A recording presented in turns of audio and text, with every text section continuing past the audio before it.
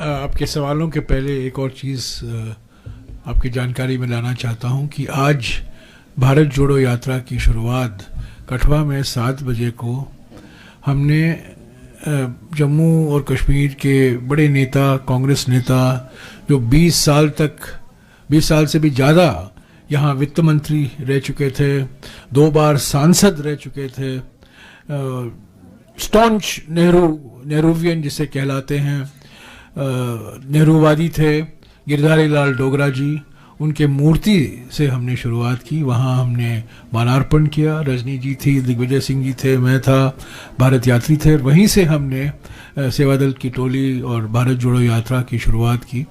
और गिरधारी लाल डोगरा तो आप जानते हैं, बहुत बड़े कांग्रेस के नेता थे, पंडित जी के बहुत करीबी थे, इंदिरा जी के बहुत करीबी थे, और वो यहाँ के वित्त मंत्री 20 साल से भी ज़्यादा थे, और उनके दामाद हमारे देश के वित्त मंत्री भी थे, और आप जानते हैं कि वो भारतीय जनता पार्टी में थे।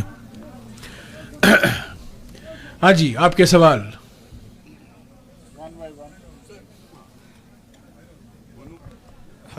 Hello. Lot of senior leaders were invited, including Dr. Farooq Abdullah. So was Dr. Karan Singh also invited, and if not, why? Every senior leader has been invited. I think Rajni Patil will inform you. All senior leaders have been invited. And yesterday, Dr. Karan Singh spoke at a function in New Delhi, and he welcomed the Bharat Jodo Yatra and supported and applauded Mr. Rahul Gandhi's efforts through the Bharat Jodo Yatra. But I'll ask Rajni ji to give you more information in detail. I personally spoke to him, and he said that in this situation I cannot come because of my health, because he is not well. So he said I cannot travel so much and I cannot walk even, but my all best wishes are there, so I will talk to Rahul ji. That's what he said. I hope you will recall that Dr. Karan Singh is a very young 92. So, he is with the spirit.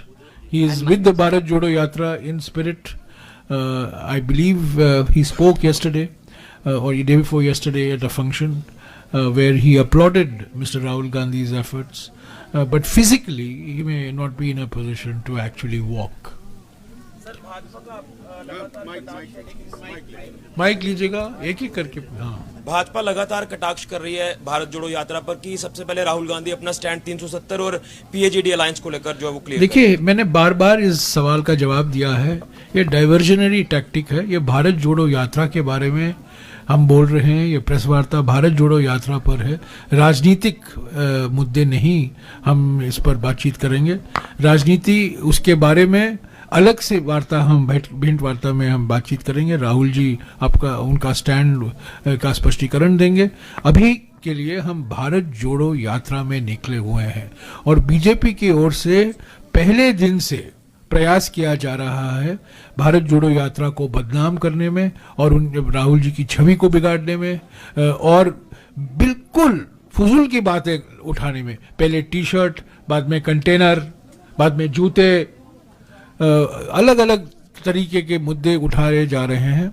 ये सब गंभीर मुद्दे हैं। Article 370 गंभीर मुद्दा है बिल्कुल, पर सबसे बड़ा मुद्दा ये है जम्मू और कश्मीर में लोकतांत्रिक प्रक्रिया कैसे आप वापस लाएंगे इस राज्य में। और ये राज्य भी नहीं रहा, अभी यूटी है, ये तो अभी होम मिनिस्ट्री का एक अटैच्ड ऑफिस बन गया है।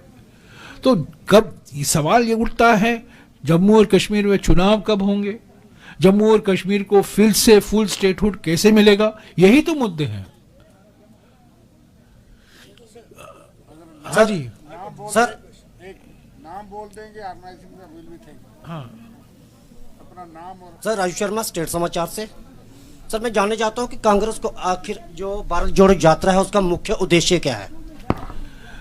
आप कल परसों नहीं आए थे तो मुझे दोहराना पड़ेगा। कुछ लोग यहाँ थे तो मैं उनसे माफ़ी मांगूंगा कि मैं दोहरा रहा हूँ जो मैंने पहले कहा है। हमारा मुख्य उद्देश्य ये है कि हमारे समाज के सामने, हमारे लोकतंत्र के सामने, हमारे देश के सामने 3 बड़े खतरे दिखाई देते हैं।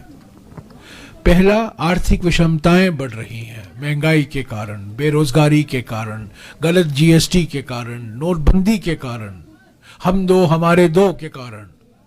आर्थिक विषमताएं बढ़ रही हैं, ये बड़ा खतरा है। दूसरी बात, चुनावी फायदे के लिए सामाजिक ध्रुवीकरण को प्रोत्साहन दिया जा रहा है, धर्म के नाम पर, जाति के नाम पर, प्रांत के नाम पर, भाषा के नाम पर, आरएसएस और बीजेपी की ओर से। यह भी बड़ा खतरा है। और तीसरा बड़ा खतरा यह है कि आज राजनीतिक तानाशाही हकीकत बन गई है। एक व्यक्ति हुकूमत कर रहा है, संविधान का नजरअंदाज किया जा रहा है, संवैधानिक संस्थाएं कमजोर किए जा रहे हैं, संवैधानिक संस्थाओं का दुरुपयोग हो रहा है। और जैसा कि मैंने पहले कहा, अभी हमारे देश में अनडिक्लेयर्ड इमरजेंसी है। तो ये तीन बड़े खतरे हैं। लोग बार बार पूछते हैं, आप भारत जोड़ने में निकले हुए वो कौन तोड़ रहा है? मैं कहता हूं, कांग्रेस पार्टी कहती है कि तोड़ने वाले बीजेपी और आरएसएस हैं, और उनकी नीयत और नीतियों के कारण आर्थिक विषमताएं बढ़ रही है, सामाजिक ध्रुवीकरण बढ़ रहा है और राजनीतिक तानाशाही हकीकत बन गई है। इसके खिलाफ हम हमारी आवाज उठा रहे हैं। इनके बारे में राहुल जी जनता को उजागर करना चाहते हैं कि ये खतरे हैं। एक बात और कहूंगा मैं कि हर पार्टी विश्वास करती है कि हमारा देश, हमारा लोकतंत्र, हमारा संविधान अनेकता में एकता के सिद्धांत पर है। पर कांग्रेस पार्टी एकमात्र पॉलिटिकल पार्टी है जो न केवल अनेकता से एकता में विश्वास करती है, बल्कि अनेकता से एकता, न केवल अनेकता में एकता, not only unity in diversity, पर अनेकता से एकता, यानी कि यूनिटी थ्रू डाइवर्सिटी। अगर आप अनेकताओं को दबाएंगे तो एकता खतरे में है। तो राहुल जी का मकसद भारत जोड़ो यात्रा में यह है कि हम हमारे देश के अनेकताओं को सम्मान दें, हमारे देश के अनेकताओं को पहचाने और हम हमारे देश के अनेकताओं का जश्न मनाएं, ताकि हमारी एकता मजबूत हो। चुनाव से कोई लेना देना नहीं है भारत जोड़ो यात्रा का। भारत जोड़ो यात्रा विचारधारा की यात्रा है। विचारधारा के आधार पर हम बीजेपी आरएसएस से मुकाबला करने के लिए हमने भारत जोड़ो यात्रा निकाला है। भारत जोड़ो यात्रा एक इवेंट नहीं है, एक मूवमेंट है, एक आंदोलन है, एक जन आंदोलन है। ये इवेंट नहीं है। शर्मा जी ने उसका जवाब दिया है। मैं कह रही हूँ कि जो तयशुदा कार्यक्रम है कांग्रेस पार्टी के 30 जनवरी तक, क्या वो वही रहेंगे या उसमें कुछ बदलाव किए गए हैं सिक्योरिटी कंसर्न्स को देखते हुए? शर्मा जी,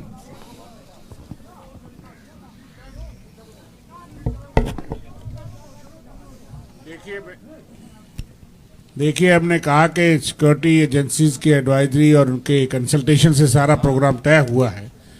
इस तरह की वारदातें हमें अपने रास्ते से हटा नहीं सकती। आतंकवाद का डट के मुकाबला करेंगे और तयशुदा कार्यक्रम जो है वो चलेगा।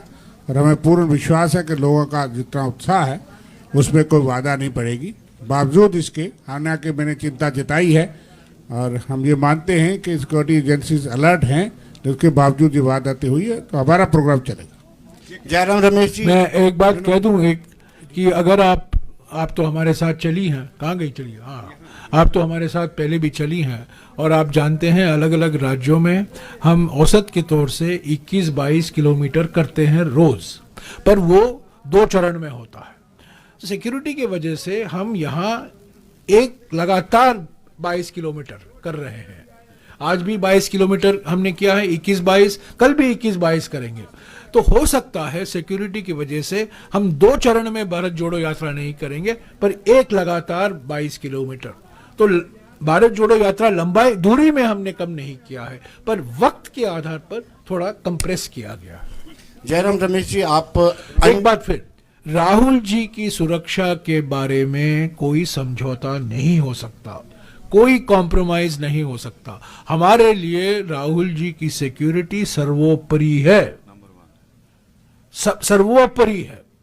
और जो सिक्योरिटी बलों की जो उनका सलाह होगा, जो उनके साथ जो बातचीत हो रही है, जो वो हमें कहेंगे उसका पालन हम करेंगे, क्योंकि हमारा हर एक भारत यात्री का मकसद ये है कि सुरक्षा के बारे में कोई समझौता, कोई संदेह नहीं होना चाहिए।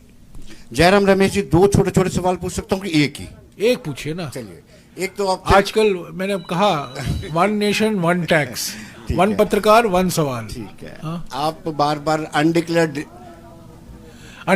इमरजेंसी की बात हाँ, करते हैं। बिल्कुल। जो डिक्लेयर्ड इमरजेंसी लगा सकते हैं वो अनडिक्लेयर्ड इमरजेंसी की बात करते हैं, वो डाइजेस्ट नहीं है। 1975 में हो गया, मैं 21 साल का था, आप मुझे याद दिला, ठीक है। और अब मेरी किताब देखिए, मैंने पीएन अक्सर के बारे में एक किताब लिखा है, उसमें देखिए मैंने उस डिक्लेयर्ड इमरजेंसी के बारे में मैंने क्या लिखा है। अनडिक्लेयर्ड इमरजेंसी डिक्लेयर्ड इमरजेंसी से भी अधिक खतरनाक है।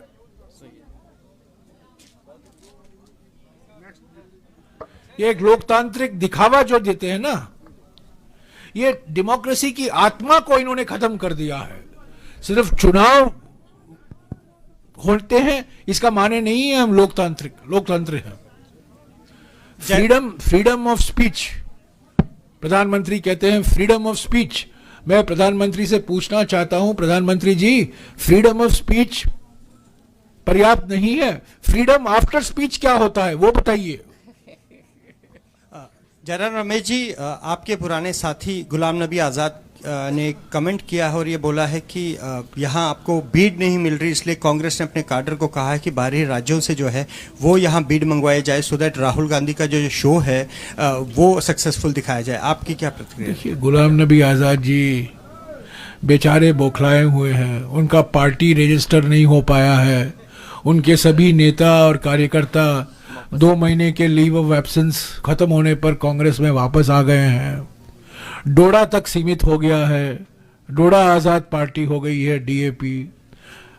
अमित शाह और नरेंद्र मोदी की रणनीति जम्मू एंड कश्मीर में कि आप गुलाम नबी आज़ाद को भेजो कश्मीर में, कांग्रेस के वोट तोड़ो, वो विफल हो गया है। हमारे देश में 3 बी टीम है बीजेपी के, जिनका एक ही मकसद है कांग्रेस का वोट काटना। एक है ओवैसी, दूसरा है आम आदमी पार्टी और तीसरा है गुलाम नबी आज़ाद। तो उनके बारे में मैं क्या कहूं। और कठुआ में, जम्मू में जो लोग आए हैं सड़क पर, मैं विश्वास के साथ कह सकता हूं 100% यहीं के हैं। कोई पंजाब का नहीं है, कोई हरियाणा का नहीं है, कोई पंजाब का नहीं है। राम सर, इधर से न्यूज़ 24 से सर, पीछे से, यहाँ सर, यहाँ से sir.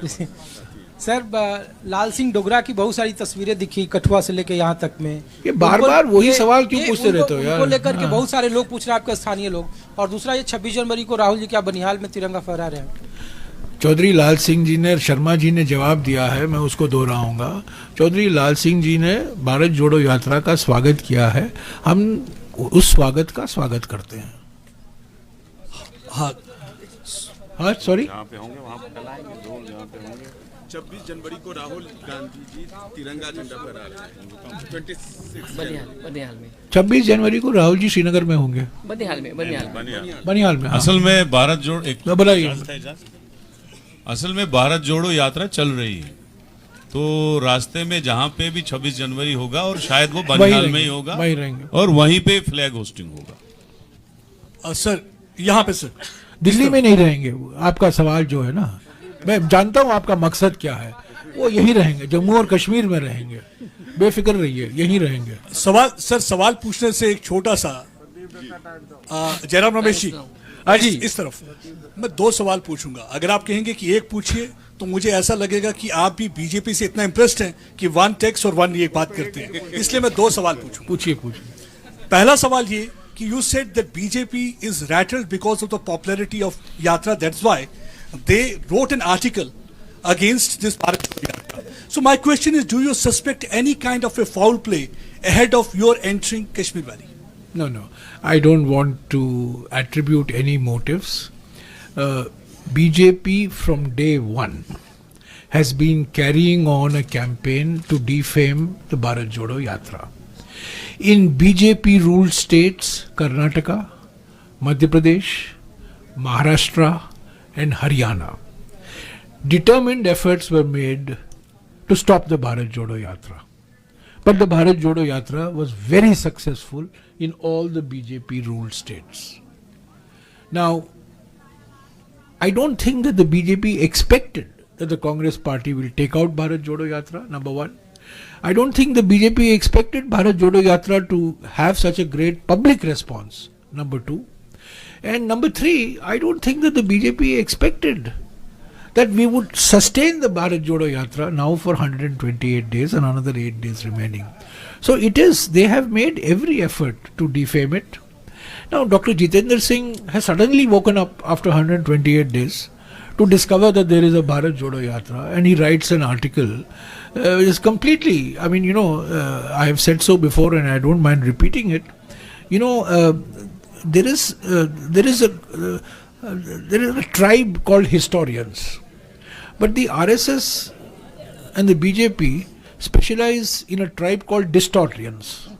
The job of the distortion is to distort history, and Jitendra Singh is one of the, along with Kiran Rijiju and many others, are very distinguished members of this distortions club.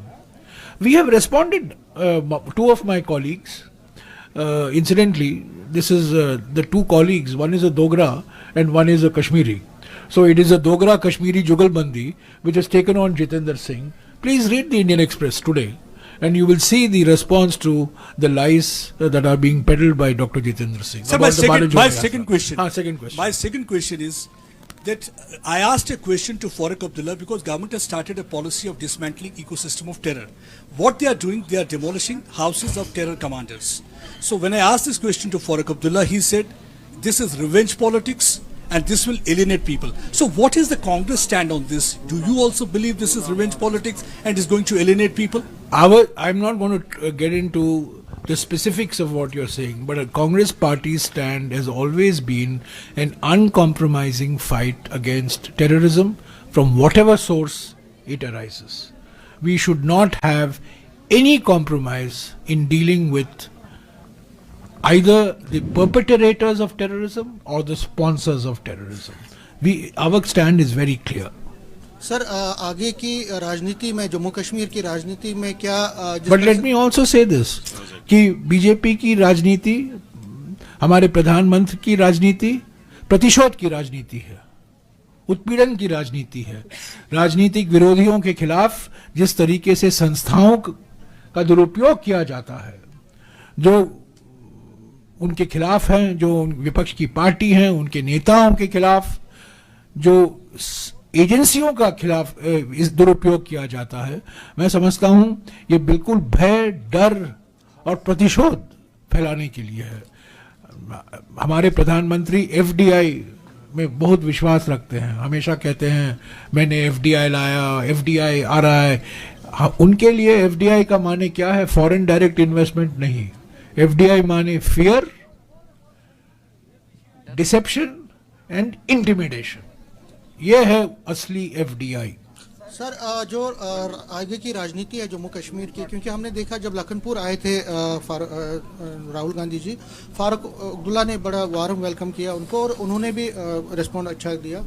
क्या आगे की राजनीति में यहाँ कोई front बनने वाला है बीजेपी के खिलाफ, जो कांग्रेस, पीडीपी, नेशनल कॉन्फ्रेंस का कोई फ्रंट बनने वाला है? क्योंकि राजनीति भारत जोड़ो यात्रा किसी फ्रंट बनाने के लिए नहीं निकाला गया है।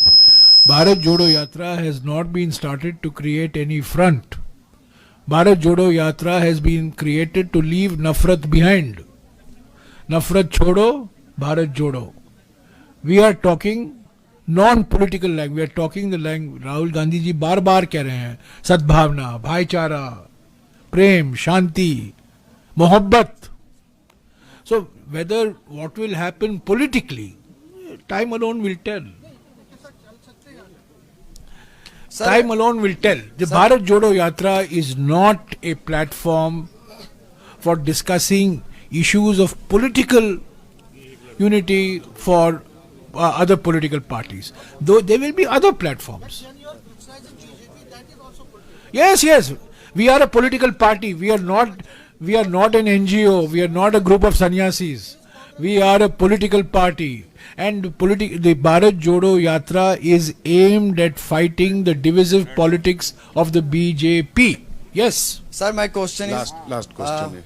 I'm from social media and मैं काफ़ी लंबे अरसे से ये चीज़ वॉच कर रहा हूँ जम्मू कश्मीर के अंदर कि जिस तरीके से कश्मीर की मेन स्ट्रीम पॉलिटिकल पार्टीज़ ने आप लोगों का समर्थन किया, डॉक्टर फारूक अब्दुल्ला लखनपुर में आए, उन्होंने वेलकम किया, ग्रैंड वेलकम हुआ। क्या कल को पीएचडी अलायंस को कांग्रेस सपोर्ट देगी? क्या पीएचडी अलायंस को सपोर्ट मिलेगा कांग्रेस? ये भारत जोड़ो यात्रा के बाद ये सब सवाल कीजिए, ठीक है? भारत जोड़ो यात्रा में हम ये चुनावी राजनीति, अलायंस की राजनीति के बारे में हम नहीं बात करते। भारत जोड़ो यात्रा में हम विचारधारा की राजनीति के बारे में बात करते हैं, ठीक है? थैंक यू, धन्यवाद, थैंक यू। बहुत बहुत शुक्रिया सबका। लंच का स्वागत है कि नहीं? लंच तो है, लेकिन ये बताइए इनको राहुल जी की प्रेस कॉन्फ्रेंस बताऊं, लंच है क्या?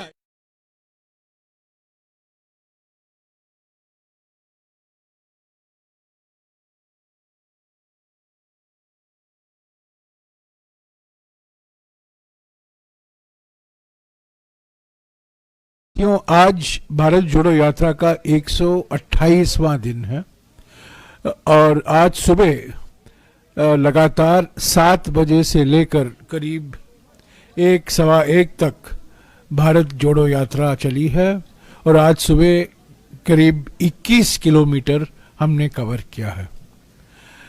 2 ब्रेक पॉइंट थे और पहले चाय के ब्रेक पॉइंट में राहुल जी की मुलाकात 30-35 वकीलों से हुई थी जो जम्मू और कश्मीर हाई कोर्ट में प्रैक्टिस करते हैं, जाने माने वकील हैं। उनके बारे में हमारे पीसीसी अध्यक्ष और हमारे प्रभारी आपको जानकारी देंगे। और आज दोपहर को भारत जोड़ो यात्रा नहीं होगा, रात को यहीं हम रुकेंगे सांबा में और कल भी सुबह ही भारत जोड़ो यात्रा होगी। कल भी करीब 22 किलोमीटर हम कवर करेंगे। कल रात को हम जम्मू में रुकेंगे और परसों जैसा कि आप जानते हैं पत्रकार सम्मेलन राहुल गांधी जी संबोधित करेंगे। मैं 1-2 बातें हैं जो शर्मा जी आपको अवगत कराएंगे, हमारे पीसीसी अध्यक्ष जी अवगत कराएंगे और हमारे प्रभारी भी अवगत कराएंगी। उसके बाद में अगर आपके कुछ सवाल हैं हम उसका जवाब देने का कोशिश भी करेंगे।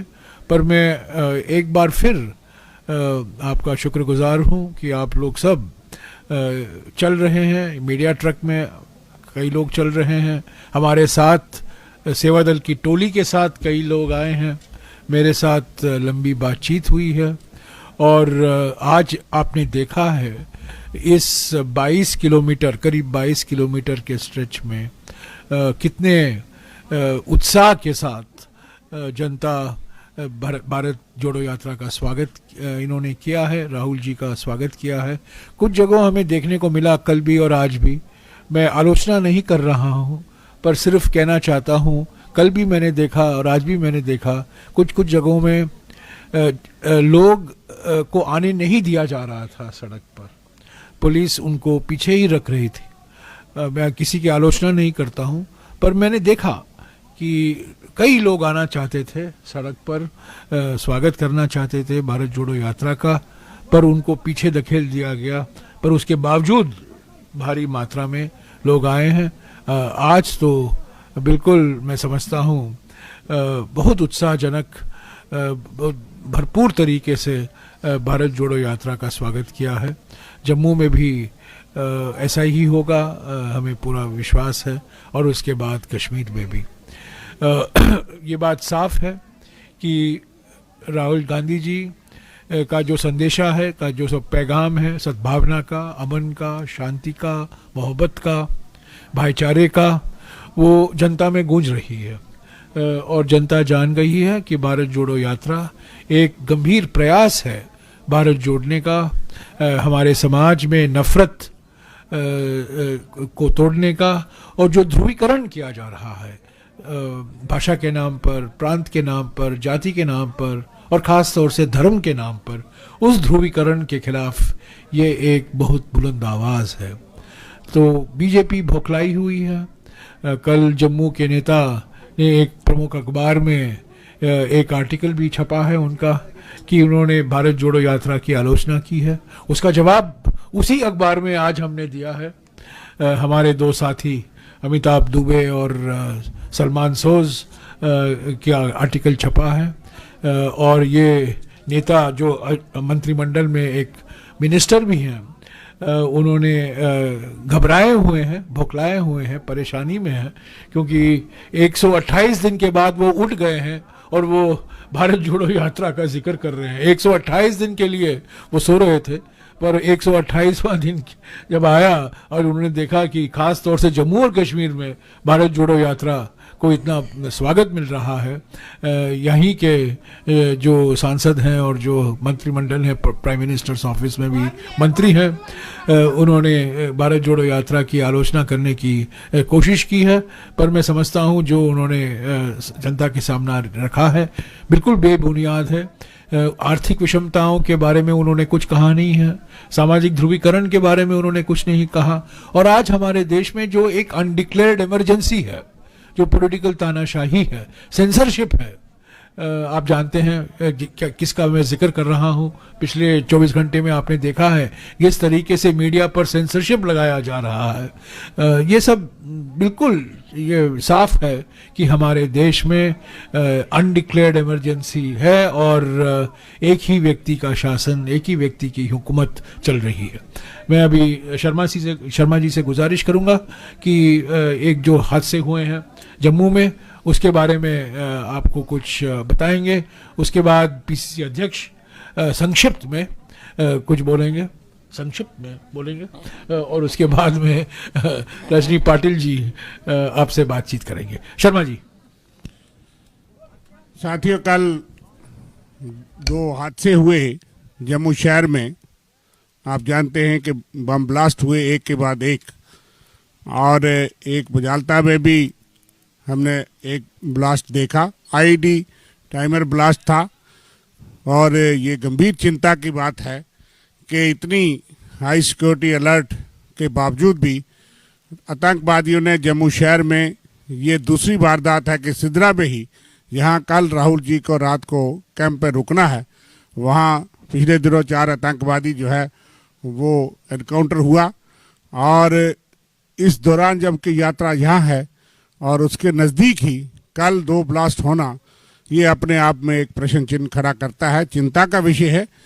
हम मानते हैं कि सिक्योरिटी अलर्ट है, सिक्योरिटी एजेंसीज अपना अच्छी तरह से काम करते हैं, लेकिन ये जो दावे हैं कि पिछले दिनों एनकाउंटर होना इसी इलाके में, शहर में, और डांगरी में इतनी बड़ी हत्या होना, वो निर्मम हत्याएं, और उसके बाद सरकार के वो दावे कि हमने जम्मू में आतंकवाद का खात्मा कर दिया। आपको पता है 31 दिसंबर को ये दावे किए गए और 1 जनवरी को ही वहाँ निर्मम हत्याएं की गई माइनॉरिटी कम्युनिटी की। तो कल भी जो हुआ, गंभीर चिंता व्यक्त करते हैं। हम आतंकवाद के खिलाफ एकजुट होकर के लड़ते हैं, लेकिन यहाँ उनको सराहना भी करते हैं कि सिक्योरिटी फोर्सेस अपना काम करती हैं, वहाँ इनकी निंदा करने के साथ साथ चिंता भी व्यक्त करते हैं। हमें भी अपने नेता की सुरक्षा की बहुत चिंता है। हमने तमाम जो एलजी एडमिनिस्ट्रेशन और सिक्योरिटी एजेंसीज की एडवाइजरी गाइडलाइंस के मुताबिक बिल्कुल व्यवस्था उसी तरह से की, सीमित भी की, लेकिन उसके बावजूद इस तरह की घटनाएं होना चिंताजनक है। मैं इतना ही कहूँगा इस मौके पे, और सरकार से मांग करूँगा कि आतंकवाद के विरुद्ध और कड़ा किया जाए और माइनॉरिटी की किलिंग्स और इस तरह की वारदातों पे और अंकुश लगाया जाए। मैं पीसीसी प्रेसिडेंट विकास सुरवानी साहब से कहूँ